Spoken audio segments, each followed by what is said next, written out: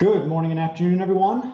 My name is Andy Thimer, and I am the founder and CEO of Pardot, a software tool that integrates with Pardot, Marketo, Eloqua, and a number of other marketing automation tools. In just a moment, we will kick off the webinar today on the topic of personalized content in Pardot emails and newsletters.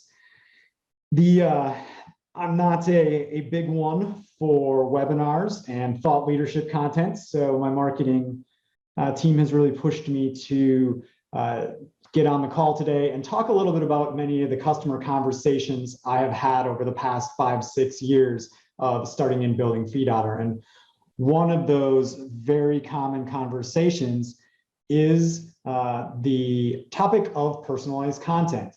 And we'll cover some of the asks that I very frequently get from Pardot users in terms of how personalized they can be when sending content to their prospects and subscribers.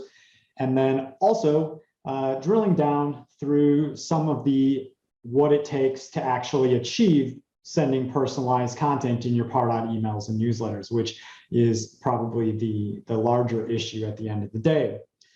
The format of today's webinar, we've all spent way too much time on Zoom over the past 2 years, so I'm not going to waste a lot of time talking about that. We do have questions and answers open. I am solo today. My co-host is sick, so I will do my best to circle back around to any questions at the end of the session.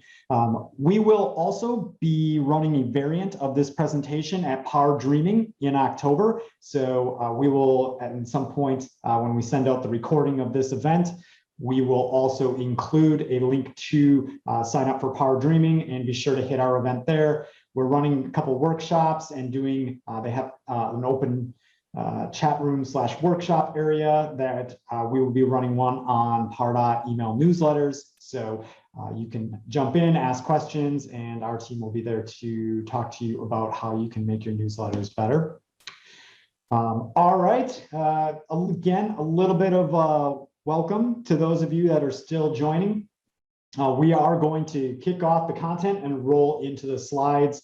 Once again, I'm a pretty impatient person, so I'm going to keep moving through this and really working through answering the question of how you can send personalized content with Pardot emails and newsletters, what it takes effort-wise to actually make that happen, and then wrap that up with some of the pros and cons, and then stick around for any questions that appear. All right, well, without further ado, let's hop right in.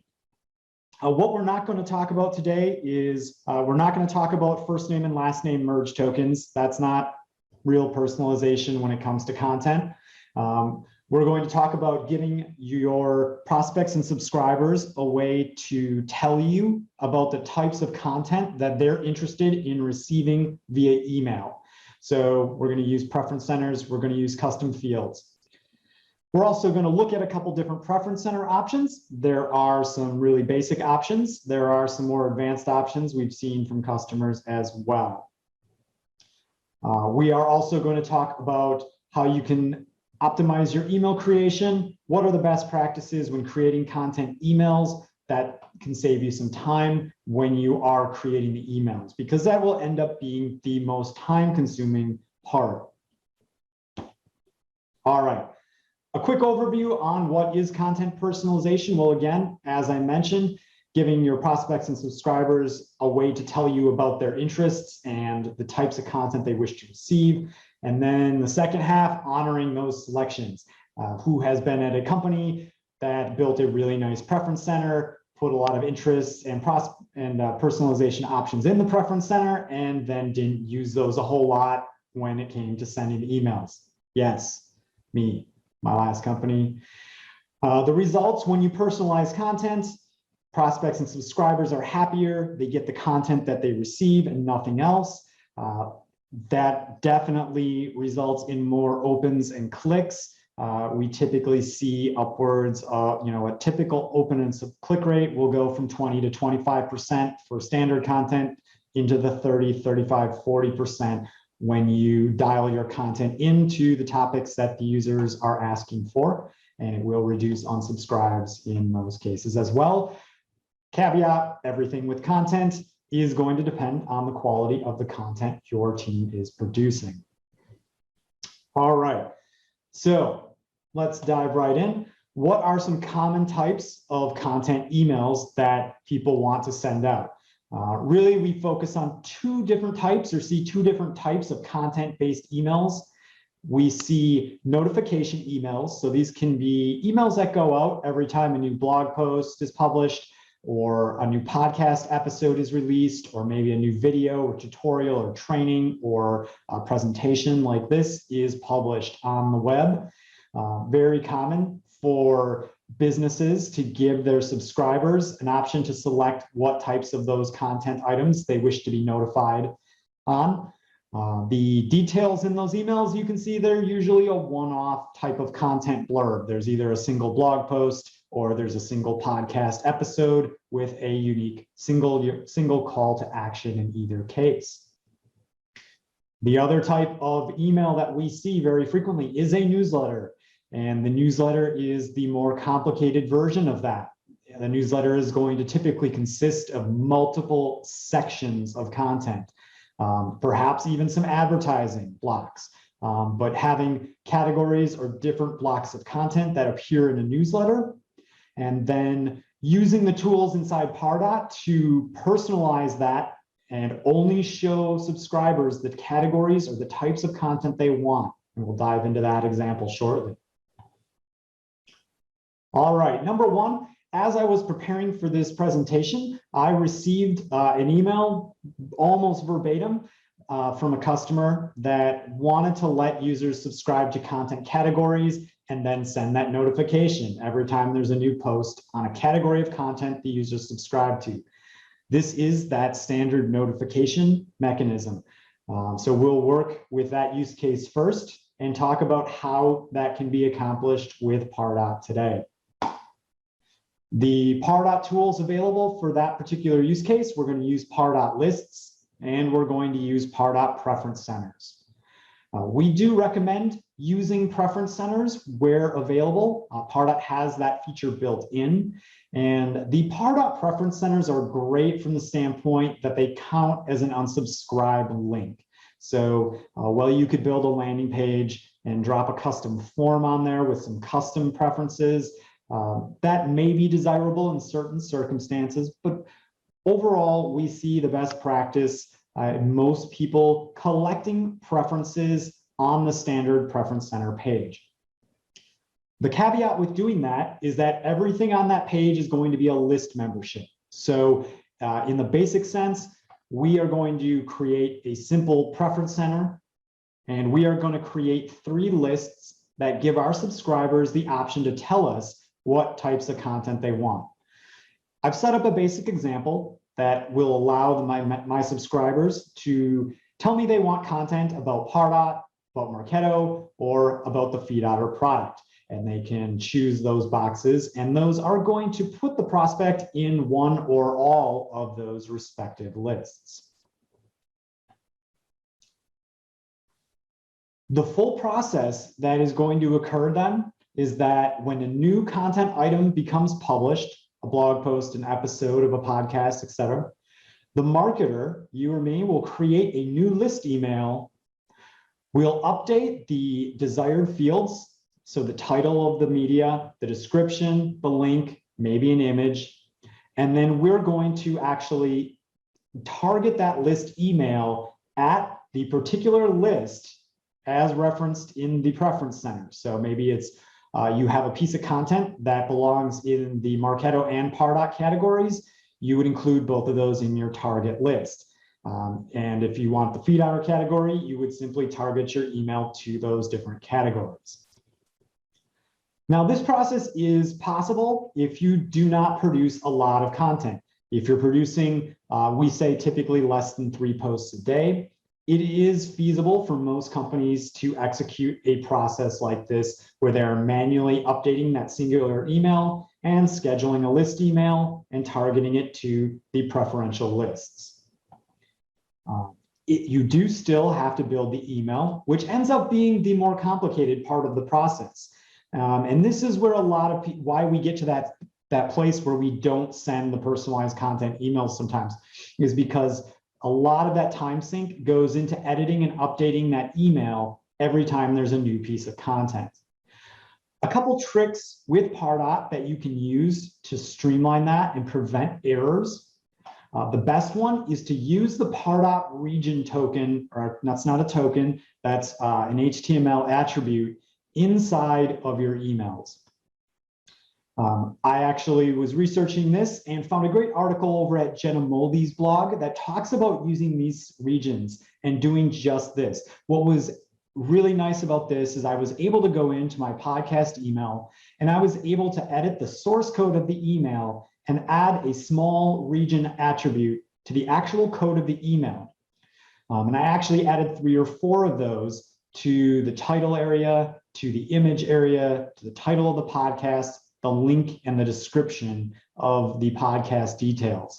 And what that allows me to do is when I need to update this email every week for a new episode, it puts me on rails so that I can simply click on the title and make a change to the title. I can click on the description and edit that description, and I don't have to worry about editing or breaking other parts of the template. This is a really great best practice to help eliminate errors and, again, put your email editing process on a sort of rails so that you only replace the critical content. And again, when you're doing that content update week after week, those types of tips can really help you eliminate errors and keep things in a good way. Now, you might wonder why I haven't mentioned Pardot's dynamic content feature or the Engagement Studio or even the latest Pardot functionalities related to HTML tokens. And well, many people talk about personalization and will bring up the dynamic content first and foremost. It's not the best option for most users to accomplish notifications. Yes, you could do that, but there are some basic caveats. And one is that you would have to have content for each variation or some kind of filler content to cover those different variations. So again, if we publish a podcast and that podcast is only containing Pardot information, we would have to come up with some other content potentially for these other areas as well. And ultimately that would just be doing more work than we needed to do when we could simply create a single email and send it to those particular lists. So dropping that into the dynamic content doesn't give you much value over working in the email itself. And actually it's in some ways more difficult because when you edit these dynamic content blocks in Pardot, you are detached from Pardot's email builder. So it's easier, in my experience, to damage the email and harder to make sure that the content that you paste into the dynamic content blocks is going to look really nice when you come back and view it in the email. So for a single post, the easiest way we've seen people accomplish this and actually maintain that process on a regular basis is by actually creating regions to restrict editing and just editing those fields on a send by send basis. The Engagement Studio doesn't help us as well. It doesn't have a way to automate the email update automatically. It can't pull in content from an RSS feed or another source to automatically update the email. And HTML tokens, very much alike the dynamic content, are really overkill for this example.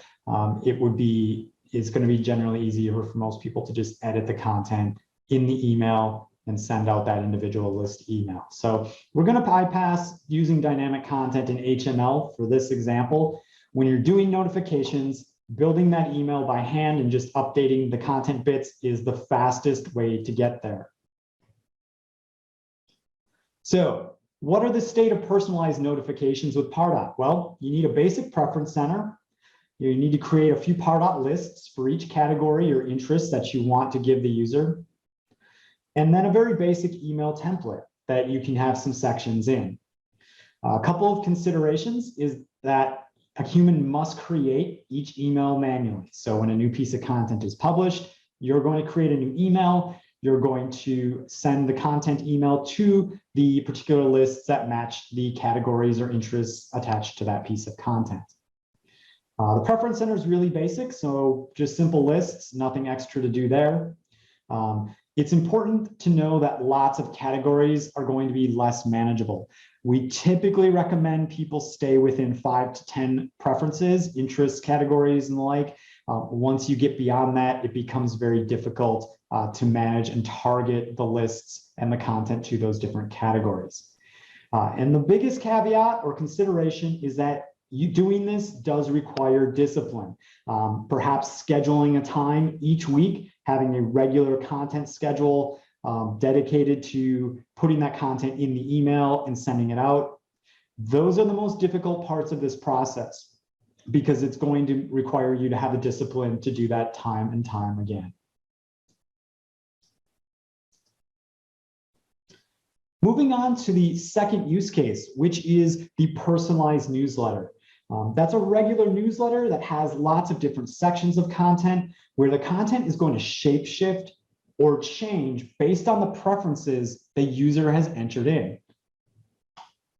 So how do we do this? In our example here, we have a newsletter that has Marketo content at the top. So Marketo Tom has selected the preference of only Marketo content. He sees Marketo content in his newsletter. We have the same exact newsletter sent at the same time. It's a single newsletter send, but Pardot Melissa received Pardot articles instead of Marketo articles.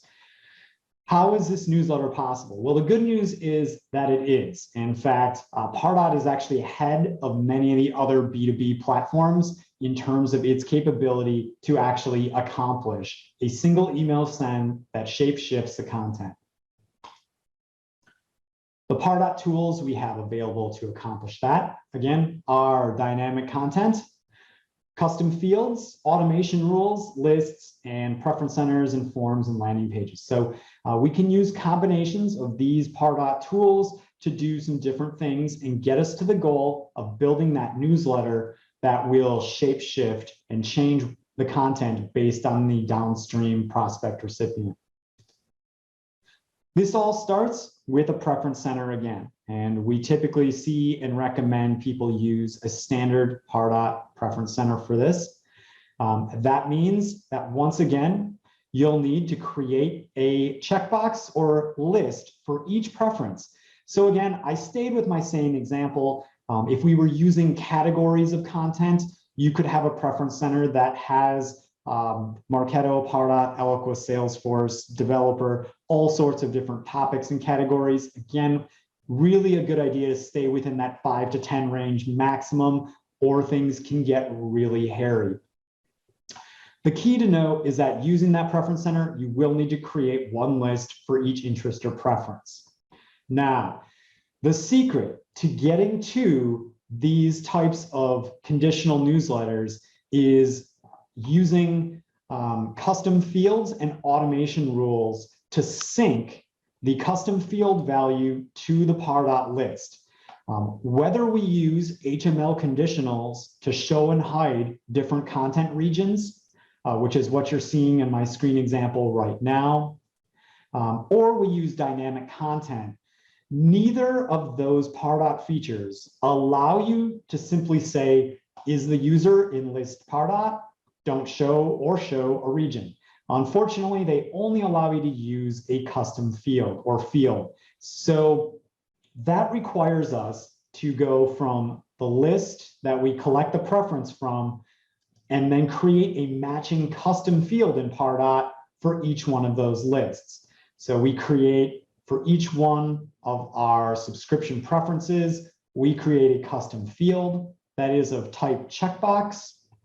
And then we just give it a single value. So we don't pre-fill it, we just add one value, and that's going to be Pardot content.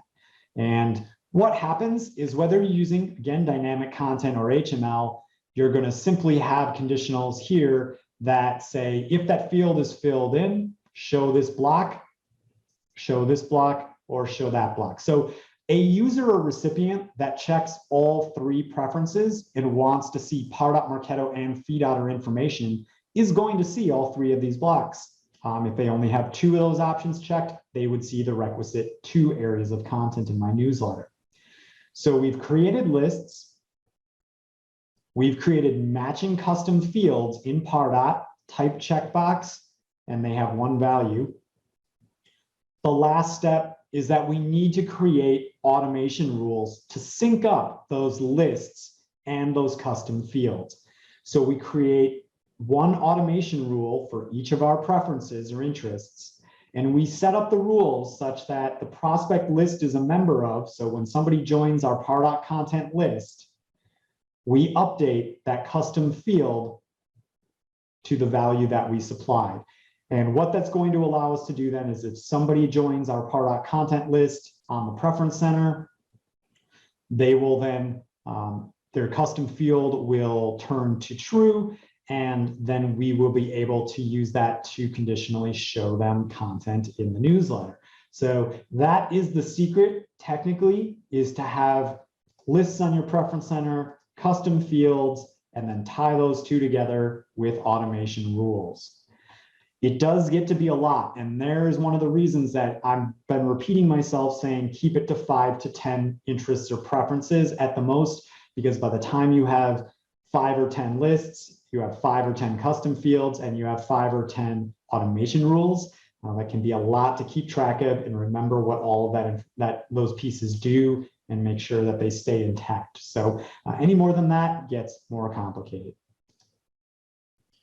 The same would be true, actually, skipped over it. So I've mentioned several times that the newsletter can be accomplished using an HTML token approach. This is one of Pardot's newest features, and it is one of my favorite features. Being a little bit more technical, I don't mind editing the HTML structure of the email. It requires you to place some dedicated tokens, I should say that, they're merge codes, in the email, and you essentially wrap the block that contains the content that you want to make conditional. The caveat here again is you are composing this email in Pardot's builder or using some other tool to build that email and bring it into Pardot, and then placing those Pardot tokens around each content section. It's very similar. If you were using dynamic content, you would simply create several dynamic content sections. I have 3, a feed otter, a Marketo, and a Pardot. And instead of seeing the actual content in the email, you would have another, simply a token here for the Pardot dynamic content, the Marketo dynamic content, and the feed otter content. And as you preview and work with that email, you will see the content from those sections merge into your email. Instead of building and updating your email in the email builders, you would place the unique content in the actual dynamic content blocks. Is that better? Is it not? It's really, at this point, it's how comfortable you are technically. The dynamic content editors, you would again set that variation to be, is that custom field true? And then you would edit it and fill that content in. Again, when you use dynamic content blocks, you are in another place away from the email design.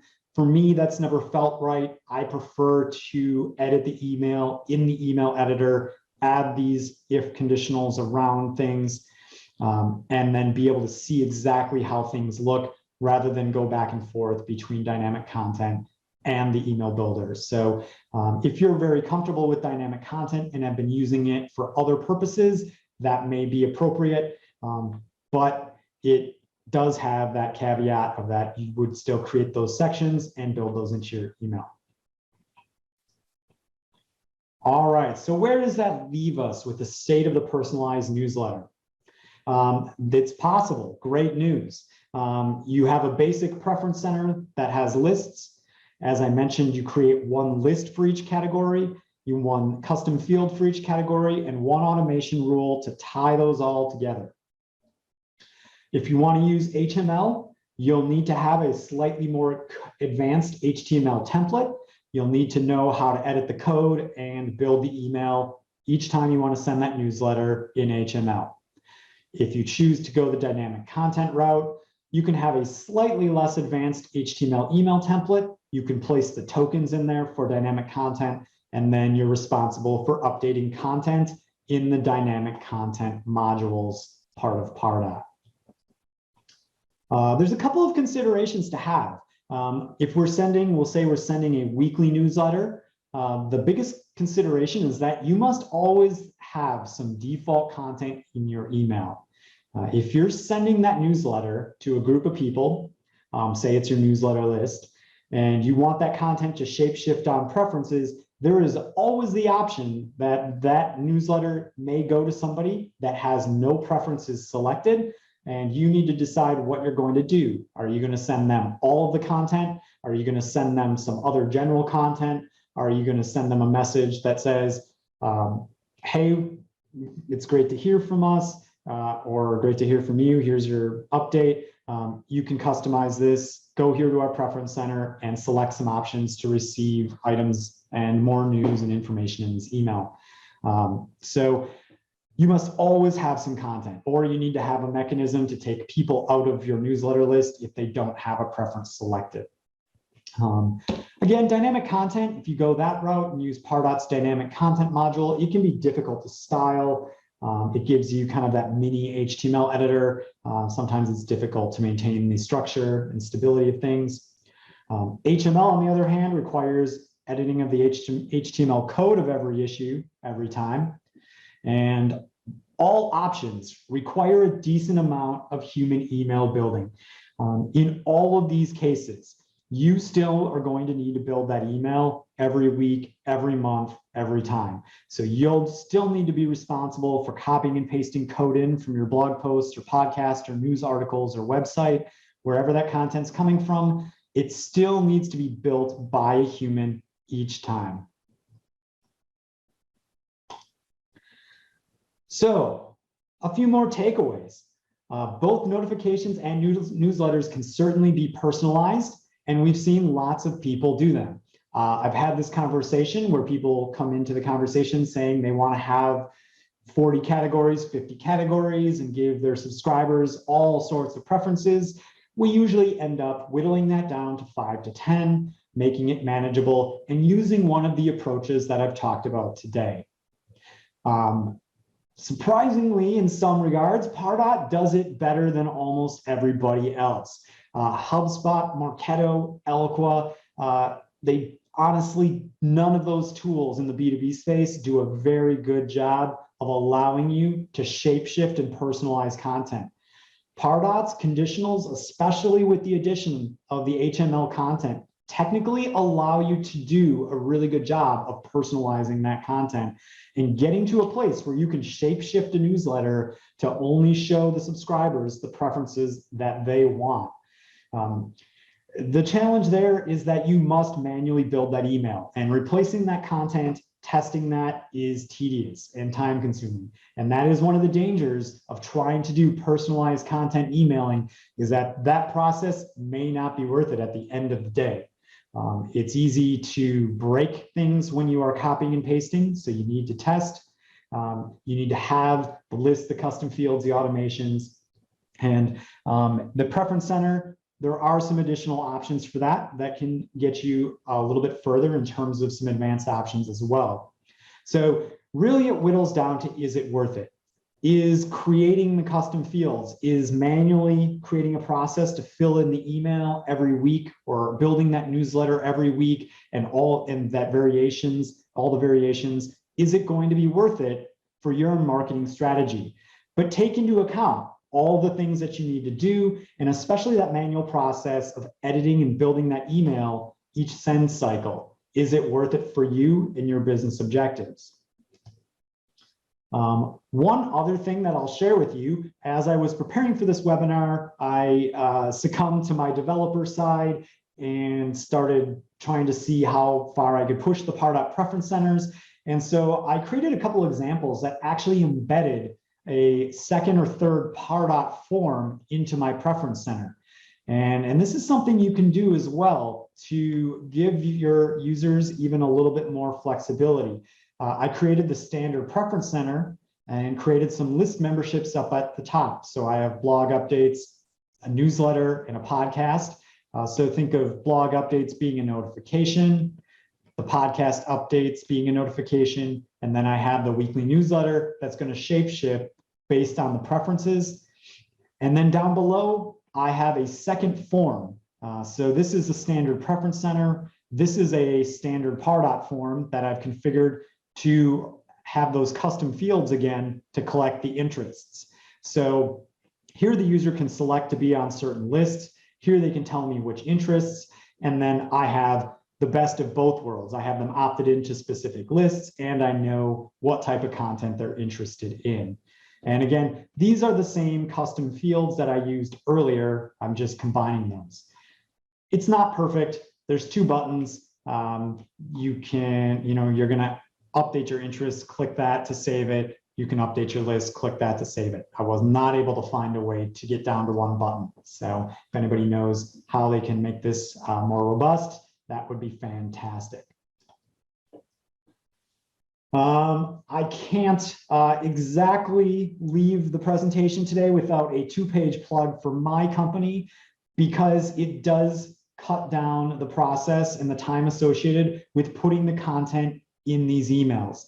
Our product FeedOtter was specifically built to automate building content emails in 2 different ways. One, automatically, so you can set up those personalized notifications or newsletters, and you can use a tool like FeedOtter to pull content automatically from your podcast feed, your YouTube feed, your blog, or your CMS on a schedule. FeedOtter will go grab content, automatically format, place it in your email, and hand it off to Pardot to be sent by Pardot. So again, as I've mentioned, building that email is the most tedious part of the process. FeedOtter can help you save a lot of time if you want to fill in those content items. We also have a newsletter builder that supports a more editorial process. Rather than doing it automatically, we have an interface that will connect to all of your content sources, WordPress sites, RSS feeds, CMS sources. It'll give you a list of your content, and you can simply drag and drop that content into your email newsletter. And so as you see in this one, it has a newsletter with different sections. All of these sections can be filled in with content in a matter of minutes, and you can push schedule, and that email will schedule out of Pardot. And the conditionals just work every week. So that can save a lot of time when working through things. And that's really why we built FeedOtter, is because the process of putting content in email, whether you're personalizing or just sending information to users, is really tedious. And it ultimately comes down to building those emails by hand. So I'll flip back to some of the key takeaways. I hope that this presentation was helpful. We recorded this, and we will be doing a variation of this presentation at Power Dreaming later. We're going to bring in a couple of customers from our partner over there on the Power Dreaming side, and talk a little bit about some of the experiences and hardships and wins that people have had setting these up. I can tell you, typically a smaller business is not going to spend the amount of time that it takes to personalize the content with this process. We typically see companies that are a bit larger, that are research-based organizations that produce a lot of content, thought leadership. They will embark on creating personalized newsletters, creating multiple forms to collect preference centers, and then sending this out. So while it's possible, it is a bit of a process.